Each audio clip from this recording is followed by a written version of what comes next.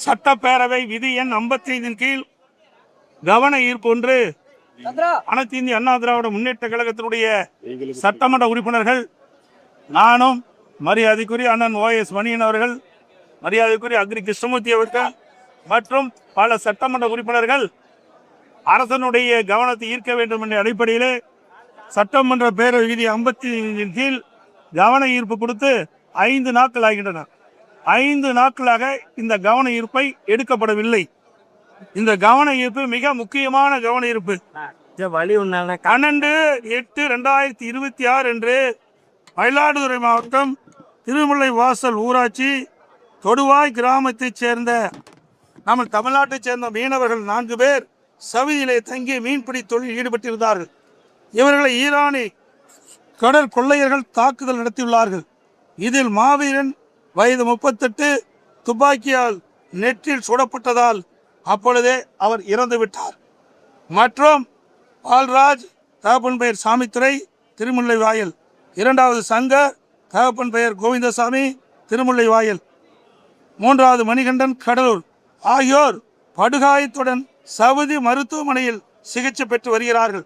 இறந்தவர் உடலை தமிழ்நாட்டிற்கு கொண்டு வரவும் காயப்பட்டவர்களை மீட்டு அவர்களுக்கு உரிய சிகிச்சை அளித்து குடும்பத்திற்கு தகுந்த வாழ்வாதார உதவி வழங்கும் அரசனுடைய கவனத்திற்கு கொண்டு வருவது தான் இந்த கவன ஈர்ப்பு தீர்மானத்தை கொடுத்தோம். இந்த அரசாங்கம் தமிழர்களை காப்போம் என்று வாய் அளவில் பேசுறாங்க. ஆனால் இன்றைக்கு தமிழ்நாட்டை சேர்ந்த மயிலாடுதுறை மாவட்டத்தை சேர்ந்த மீனவர்கள் 4 பேர் மீன்பிடி தொழில் ஈடுபட்டுக்கின்ற பொழுது சவுதியில் இருக்கின்றவர்கள் அந்த மீனவர்களை சுட்டதால் ஒருவர் இறந்திருக்கிறார். அந்த உடல் தமிழ்நாட்டில் கொண்டு வர வேண்டும். அதை அரசனுடைய கவனத்திற்கு கொண்டு வருவதற்கு மென்ஷன் பண்ணுவதற்கு கூட இது தமிழக வெற்றி கழகத்தினுடைய அரசாங்கம் சட்டப்பேரவை தலைவர் சட்டமன்றத்திலே மென்ஷன் பண்ணுவதற்கு கூட அனுமதி கொடுக்கல. அது குறித்து தான் நாங்கள் வெளிநடப்பு செஞ்சிருக்கிறோம்.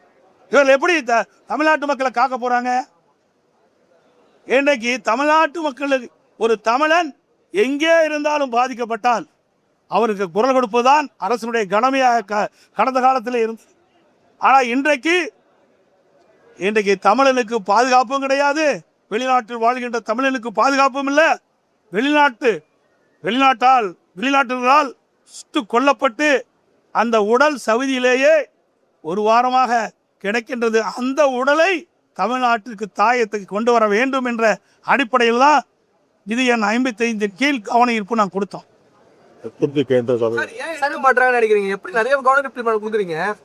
சார், இது மற்ற தீர்மானம் வேற, இந்த தீர்மானம் வேற. இது அவருடைய உயிர் இன்றைக்கு வெளிநாட்டில் சுட்டு கொல்லப்பட்டிருக்க தமிழ்நாட்டை சேர்ந்த மயிலாடுதுறை மாவட்டத்தை சேர்ந்த திருமுல்லை வாயில் பகுதியை சேர்ந்த ஒரு மீனவர் 4 மீனவர் மீன்பிடித்திட்டு இருக்கிறாங்க. அதில் சுடப்படுறார். அதில் ஒருவர் இறந்து விட்டார். அந்த உடல் அங்கேயே இருக்கின்றது. அந்த உடலை மீட்டு தமிழகத்துக்கு கொண்டு வர வேணும். இதுதான் கோரிக்கை. இதில் என்ன இருக்குது? இது 1 வாரமா 4-5 நாளா தொடர்ந்து கேட்டுட்டு இருக்கிறோம். 5 நாட்களாக தொடர்ந்து அவையில வலியுறுத்திட்டு இருக்கிறோம். இதை விட முக்கியமான என்ன பிரச்சனை இருக்குது? எனக்கு எதுக்கோ பாராட்டு கொடுக்குறாங்க, அத்தனை உறுப்பினருக்கு பாராட்டு கொடுக்குறாங்க.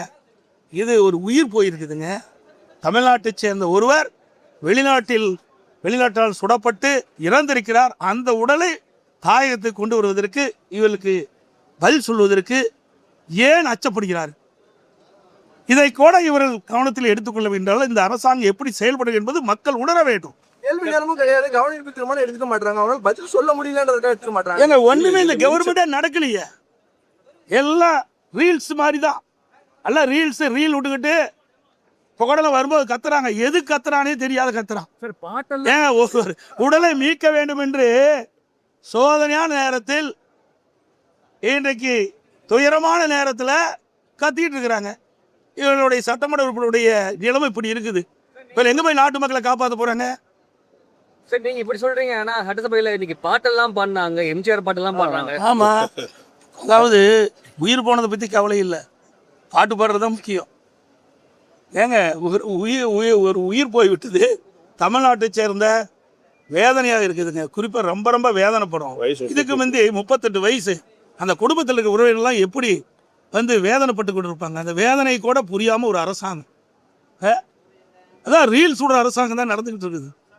சார் மக்கள் சார்ந்த பிரச்சனைகள் சார் அதே போல பார்த்தீங்கன்னா இந்த கர்நாடகத்தில் நம்முடைய எல்லைக்கு 2 எல்லைக்கு இருக்கிற பகுதியில் பூர்வீகமாக தமிழர்கள் அவர்கள் அங்கே கர்நாடகத்தில் வசித்து வராங்க. அவருடைய கால்நடை காணாமல் போய்விட்டது என்று வனத்துறையில் போய் தேடிட்டு இருக்கும்போது வனத்துறை அறியால் சுட்டு கொல்லப்படுறதாக அவருடைய உறவினர்கள் தெரிவிக்கிறாங்க. எல்லா பத்திரிகைகள் வந்து நேற்றைய தினம் கூட இது வாதம் நடத்தப்பட்டது. அதுக்கு 2 நாள் போராடி வாதாடி வாங்குறோம். இப்போ எங்கே தமிழ்நாட்டு மக்களை காப்பாற்ற போகிறோம்? வெளி மாநிலத்தில் இருந்தாலும் சரி, வெளிநாட்டில் இருந்தாலும் சரி, தமிழர்கள் பாதிக்கப்படுகின்ற பொழுது உடனுக்குடன் கடந்த கால அரசாங்கம், அது அதிமுக அரசாங்கம் சரி, திமுக அரசாங்கம் சரி, ஒரு கவனிப்போ அல்லது 0 அவரில் கொண்டு வந்தால் உடனே எடுத்து அதுக்கு தீர்வு காணுவாங்க. இந்த அரசாங்கம் அதை பற்றி கவலைப்படுறதே கிடையாது. மிக மோசமாக ஒரு சூழ்நிலையில் இந்த அரசாங்கம் செயல்பட்டு கொண்டிருக்கிறது. இது வன்மையாக கண்டிக்கத்தக்கது. அந்த குடும்பத்தைச் சேர்ந்தவர்களுடைய மனநிலை எப்படி இருக்குன்னு கூட உணராத ஒரு அரசாங்கம் இந்த அரசாங்கம்.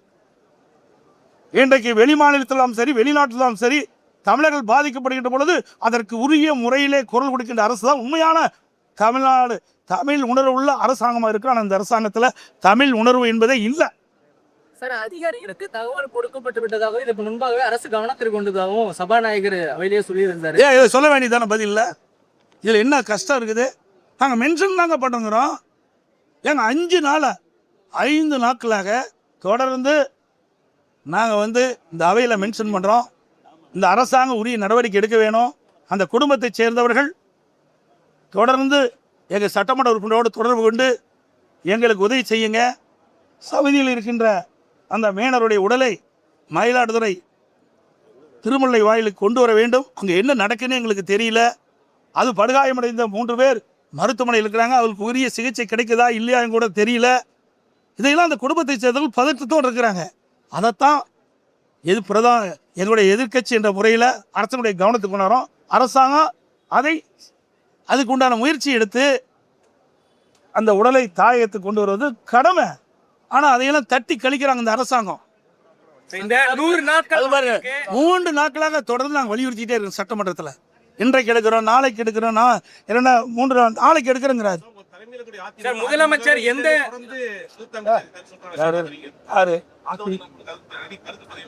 அவரா அந்த கட்சி இருக்குது இல்லையான்னு பார்க்கலாம். அந்த கட்சி துவங்கி 3 வருஷம் தான் ஆகுது.